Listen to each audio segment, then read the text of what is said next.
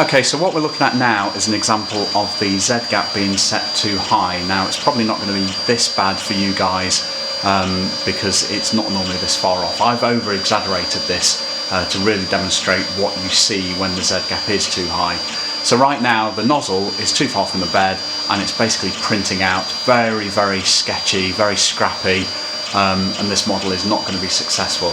It's really simple to fix this. I'll show you how to do that in the software.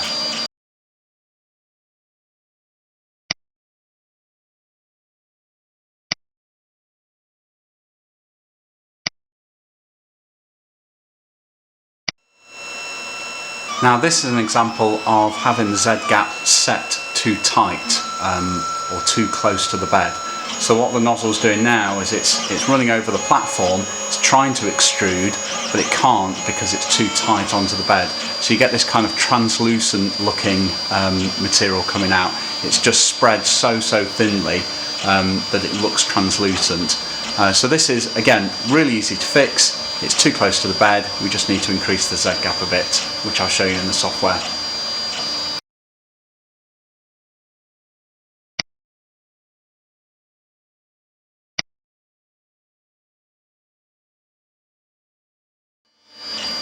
So this is a really good example of the correct Z-gap setting.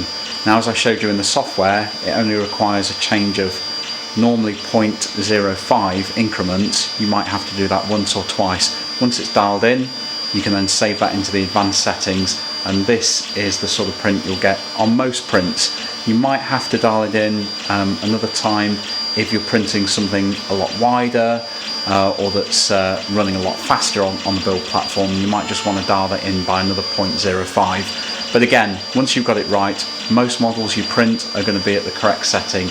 You're not going to need to touch it again. But getting it right is obviously very important, not to damage your nozzle in the first place.